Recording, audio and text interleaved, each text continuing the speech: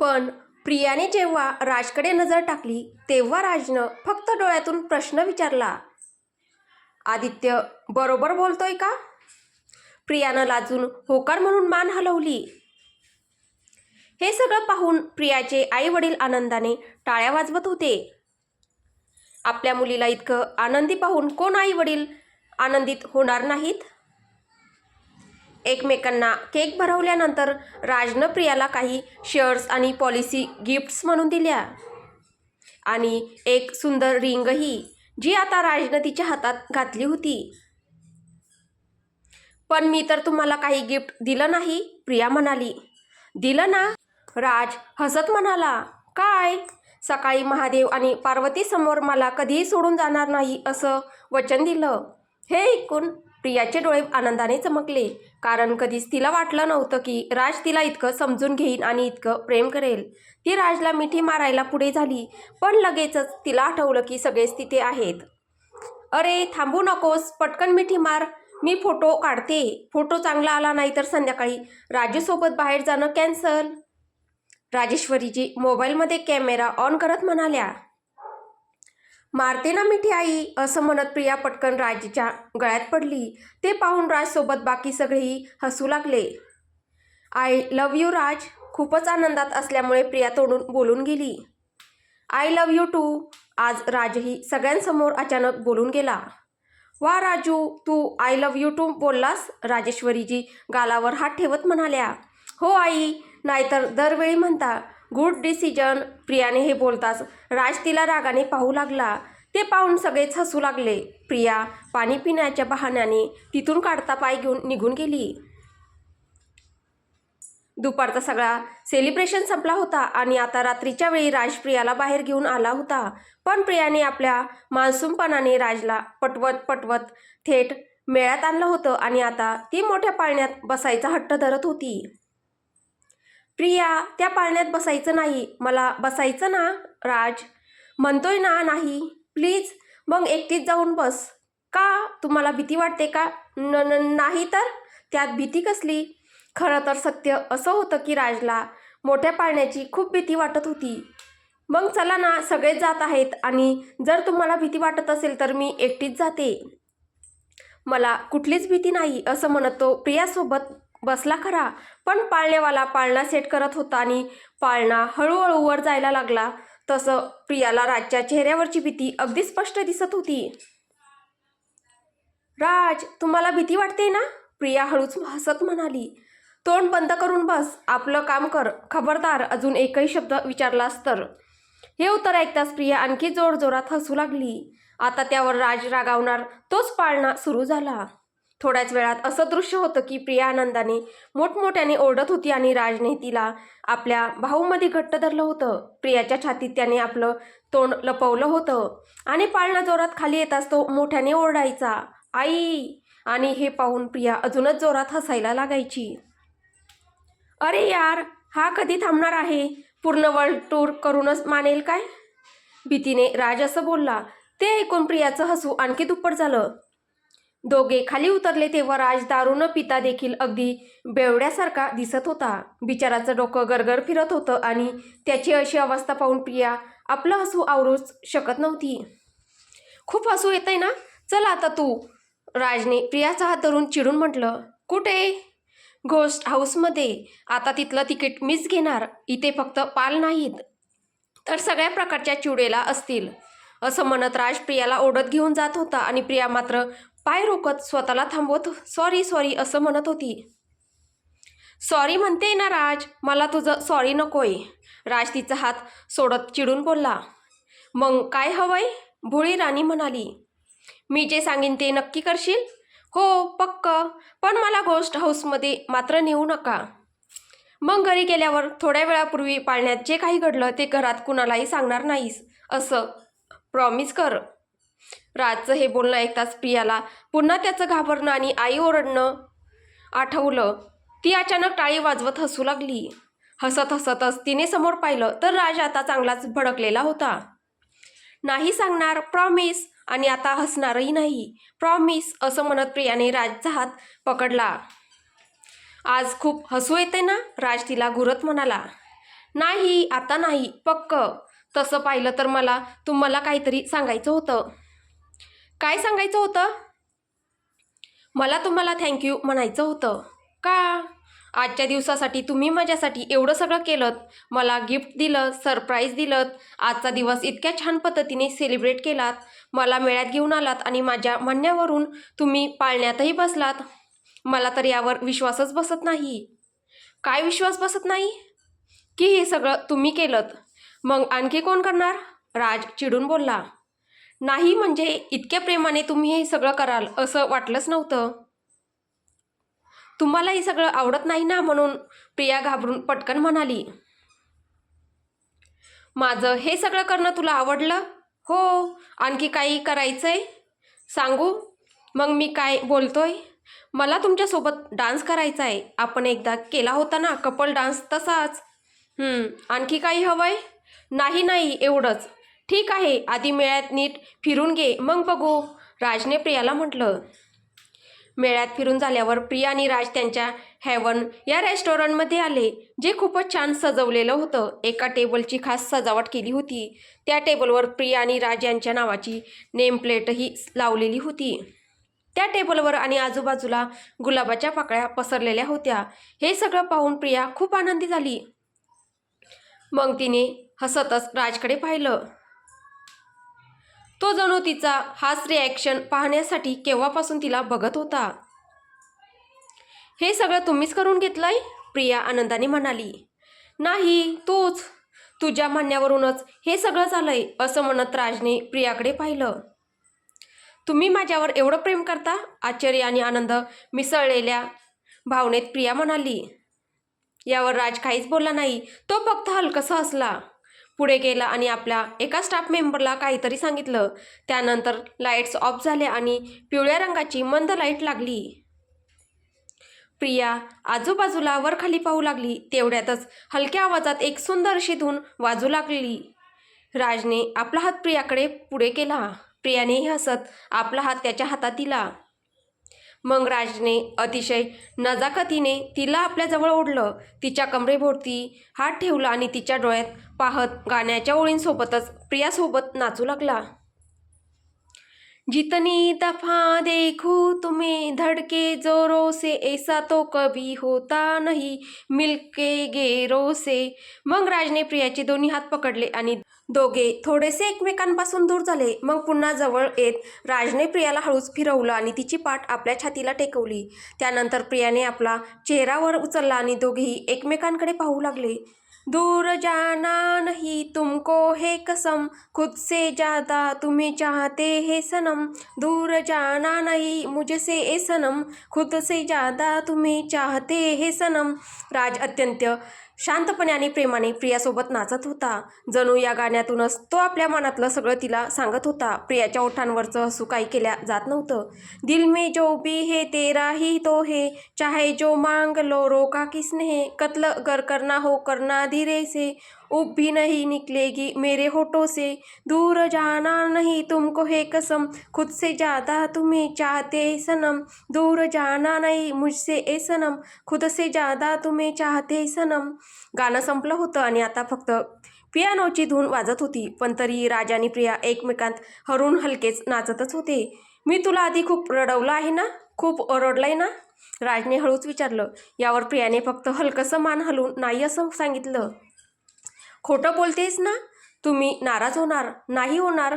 हो, आधी खूप रागवायचात, पण आता नाही. आधी तर तुम्हाला काही विचारायलाही मला भीती वाटायची. आधी तुम्ही खूप जोरात ओरडायचात. मी रडले तरी तुम्ही माझ्याकडे पाहायचा सुद्धा नाही. फोनवर माझ्याशी बोलायचात नाही. घरी उशिरा यायचात. फारसं बोलायचेही नाही. खरं सांगू का, कधी कधी मला वाटायचं की मी तुमच्यासाठी लायक नाही, म्हणूनच तुम्ही माझ्यापासून दूर राहता. प्रियाच्या मनातली ही सगळी गोष्ट ऐकून राजचं हृदय पिघळलं. त्यालाही नीट आठवत होतं की तो आधी प्रियाशी कसा वागत होता. कारण जरी त्याची भीती असली तरी त्या भीतीमुळे त्याने प्रियाला किती रडवलं, ही गोष्ट तो स्वतः कधीच विसरू शकणार नव्हता. डान्स संपल्यानंतर जेवण करून दोघे घरी आले. कोणीही त्यांना फार त्रास दिला नाही, कारण आजची रात्र त्यांच्यासाठी बाकीच्या रात्रींपेक्षा खास होती. खोलीत आल्यानंतर प्रियाने राजला एक बॉक्स दिला. तू हे गिफ्ट कधी आणलंस? खूप आधी, पण तुम्हाला आवडणार नाही आणि तुम्ही रागवाल या भीतीने देण्याची हिंमतच होत नव्हती. मी एवढा रागवतो का? राजचं मन थोडंसं दुखावलं. नाही म्हणजे तुम्ही मला एवढं छान गिफ्ट दिलंत, माझी पसंती तुम्हाला तू देत असशील तर विषय संपला. आवड नावड अशी काही चर्चा नको. असं म्हणत राजने तो बॉक्स उघडला. आत सोन्याचं हातातील ब्रेसलेट होतं. छान आहे ना? प्रियाने हळूच विचारलं. घाल ना माझ्या हातात. माझ्या हातात ते खूपच शोभून दिसेल. राजचं हे ऐकून प्रिया हसली आणि आपल्या हाताने ते ब्रेसलेट राजच्या हातात घातलं. तसं पाहिलं तर आज आपल्या लग्नाची पहिली वर्षगाठ आहे. पण मागच्या वर्षी लग्नाच्या रात्रीसुद्धा मी खूप उशिरा खोलीत आलो होतो ना? राजने प्रियाला विचारलं. प्रियाने हळूच एवढंच म्हटलं. आलो आणि तोंड फिरवून झोपलो होतो ना? वाईट वाटलं होतं? मग आज त्या रात्रीची भरपाई करून देईन. असं म्हणत राजने मदहोश अंदाजात प्रियाच्या गालावर हळूच चावा घेतला. तेव्हा प्रिया ओठ दाबून हसू लागली, कारण तिला राजच्या बोलण्याचा अर्थ समजला होता. ती तिथून बाजूला व्हायला लागली तेवढ्यात राजने तिला धरत विचारलं. कुठे चालली? कपडे बदलून येऊ का? नाही, आज तर असंच प्रेम करायचं. असं म्हणत राज तिला घेऊन थेट बेडवर पडला. खाली पडल्यावर प्रियाने दुसऱ्या बाजूला तोंड वळवलं. ओठांवर हलकसं हसू होतं. राजच्या प्रत्येक वेगळ्या हरकतीवरती लाजून जायची. तुझा हा सुगंध मला केव्हापासून अस्वस्थ करत होता. खोलीत यायची खूपच घाई झाली होती मला. तुम्ही तर रोजच प्रेम करता? प्रिया त्याच्याकडे पाहत हळूच म्हणाली. रोज म्हणजे एवढं खोटं? मागचे 2 दिवस कुठे केलं प्रेम? असं म्हणत राजने प्रियाच्या कानावर हलकसं चुंबन घेतलं. मग तुम्हीच तर 2 दिवस उशिरा येत होतात. पण 2 दिवस जास्त कामही होतं ना? असं म्हणत राजने प्रियाच्या मानेवरून हळूच हात फिरवला. तुम्ही आता कायम असेच राहणार ना? प्रियाने राजच्या एका गालावर हात ठेवत विचारलं. ते तुझ्यावर अवलंबून आहे. म्हणजे? सोबत राहायचं आणि समोर राहायचं एवढंच पुरेसं आहे. तसं राहिलीस तर मीही शांत राहीन आणि दुसरी गोष्ट, जशी आहेस तशीच राहा. कोणत्याही कारणासाठी स्वतःला बदलायचा प्रयत्न केलास तर मी कसा होईल हे मला स्वतःलाही माहीत नाही. असं म्हणत राज पलंगावर बसला आणि प्रियाही त्याच्यासमोर बसली. मी चुकीचा असो किंवा बरोबर, तू मात्र नेहमी माझ्यासोबत राहा. आता या गोष्टीकडे तू जसं पाहायचं आहे तसं पाहू शकतेस. माझी अक्कड, माझी धमकी, माझा राग, माझं प्रेम, जे वाटेल ते समज. राजचं हे बोलणं ऐकून प्रिया त्याच्याकडे आश्चर्याने पाहत राहिली. माझ्या बेचैनीची हद्द विचारू नकोस. तुझा चेहरा दिसला नाही तर सबर, सुकून, चैन, करार काहीच मला सहन होत नाही. असं म्हणत राज प्रियाजवळ आला आणि दोन्ही हातात तिचा चेहरा घेतला. प्रिया पापण्या लावत त्याच्याकडे पाहत राहिली. मी जसा आहे ना तसा कधी कधी मलाच टोचतो. स्वतःपासूनच त्रस्त होतो मी. पण अशा वेळी तू आणि तुझ्या गोष्टी मला खूप दिलासा देतात. जसं तुझा प्रत्येक आनंद, प्रत्येक दुःख माझ्या भोवती फिरत असतं ना, तसंच माझ्या आयुष्याचा जो दुसरा भाग आहे तो तूच आहेस. जिथे राग कमी आणि हसू जास्त आहे. आपल्यांसाठी थोडा वेळ आहे, मस्करी, खोडकरपणा आहे आणि हे सगळं फक्त तुझ्या स्वभावामुळेच शक्य झालं आहे. कामाच्या वेळेस मी कधीच अस्वस्थ राहत नाही. घरी गेल्यावर प्रिया माझ्याशी तक्रार करेल, काहीतरी मागेल किंवा एखाद्या गोष्टीवरून भांडेल असं मला कधीच वाटत नाही. कारण मला माहीत आहे मी घरी आलो की तुझ्या डोळ्यात मला माझ्यासाठीची वाट पाहणं आणि खूप सगळं प्रेमच दिसेल. आणि हे सगळं मला गमवायचं नाही. माझ्यासाठी तुझं जे प्रेम आहे, तुझी काळजी आहे, तुझ्या शरारती आहेत, तुझ्या भोळ्या गोष्टी आहेत, या कधीच संपायला नकोत.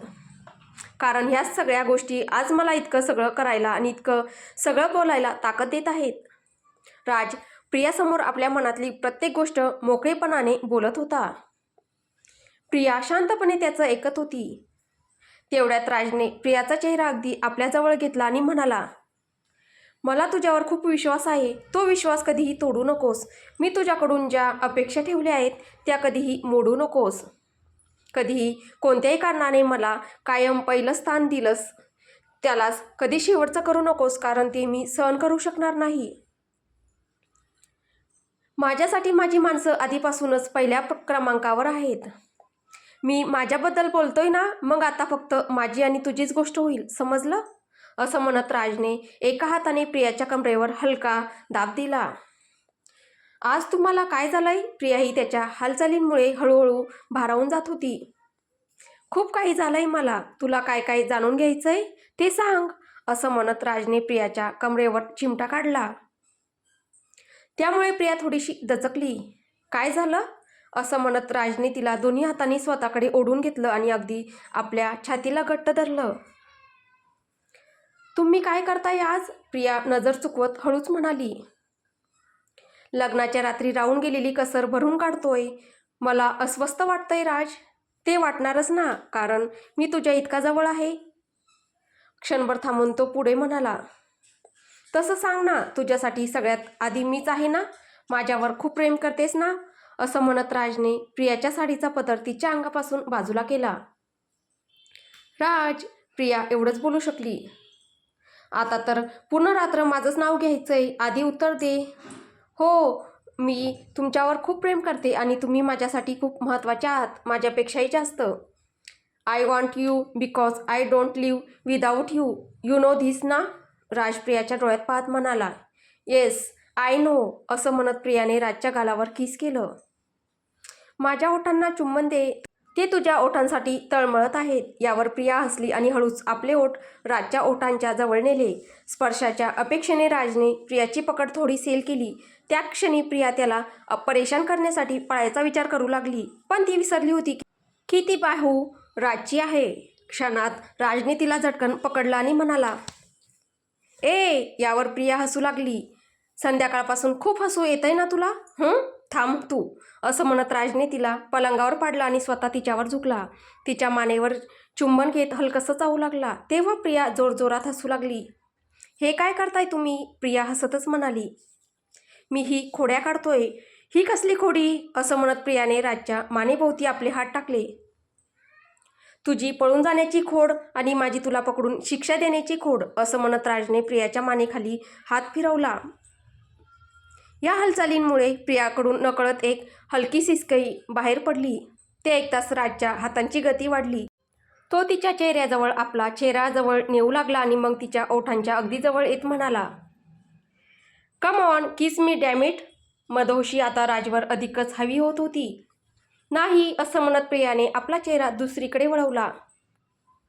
मी ओठ पकडले तर चावूनच घेईन, समजलं ना? जास्त छळू नकोस आता, असं म्हणत राजने प्रियाचा चेहरा सरळ केला. तेव्हा यावेळी प्रियाने पूर्ण जोशात राजला चुंबन द्यायला सुरुवात केली. दोघेही एकमेकांत असे गुंतले होते जणू त्यांची ही पहिलीच रात्र होती. दोघे एकमेकांच्या चेहऱ्यावर, मानेवर, खांद्यावर आणि छातीवर चुंबन घेत होते. एकमेकांचे कपडे दोघांनीही बाजूला सारले होते. तुम्हीही माझ्यावर खूप प्रेम करता ना, प्रिया राजच्या मांडीवर बसत म्हणाली, कारण राजही पलंगाला टेकून बसला होता. मला बोलायची गरज नाही, माझ्या कृतीतूनच समजून घे, असं म्हणत राज प्रियाच्या मानेखाली चुंबन देऊ लागला. तेव्हा प्रियाचे हात राजच्या केसात घट्ट गुंतले. हळूहळू प्रेम अधिकच वाढत होतं. दोघेही एकमेकात पूर्णपणे हरवून गेले होते. राजचे दोन्ही हात प्रियाच्या संपूर्ण शरीरावर फिरत होते. लक्षात राहील ना ही ॲनिव्हर्सरी, मदहोशीच्या भरात राज म्हणाला.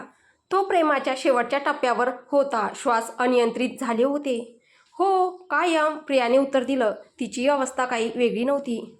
यू वॉन्ट मी मोर, असं म्हणत राजने एका हाताने प्रियाचे दोन्ही गाल हलकेच दाबले.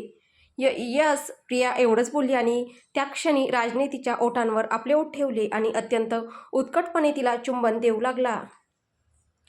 त्या क्षणी तो खूपच आवेगात होता, पण तो आवेग प्रेमाने भरलेला होता. राजचा अनियंत्रित श्वास आणि प्रियाच्या ओठातून निघणाऱ्या हलक्या सिसक्यांनी खोलीचं ते वातावरण आणि एकमेकांसाठी असलेलं प्रेम या सगळ्यांनी मिळून ती रात्र त्यांच्या आयुष्यात पूर्णत्वाला नेली. जेव्हा राज थांबला तेव्हा प्रियालाही जणू श्वास मिळाला. आज इतक्या वेळात राजचा अंदाज खूपच वेगळा होता. दोघांच्या अंगावर थोडा घाम होता, तरीसुद्धा ते दोघेही एकमेकांना घट्ट बिलगूनच होते. आज मी तुला दुखावलं ना, खूप थकलेला राज हळूच विचारू लागला. नाही, अजिबात नाही, तुम्ही मला कधीच दुखावत नाही, असं म्हणत प्रियाने राजच्या केसातून हलकेच बोटं फिरवली. तेव्हा राजने डोळे मिटले आणि तो हसू लागला. आता पुढे काय होईल हे आपल्याला पुढच्या भागात पाहायला भेटेल. तुम्हाला ही कथा कशी वाटते आहे कमेंटद्वारे नक्की कळवा. कथा आवडत असेल तर व्हिडिओला लाईक करा, शेअर करा. कथेचे पुढील भाग ऐकण्यासाठी आपल्या चॅनलला सबस्क्राईब करा. धन्यवाद.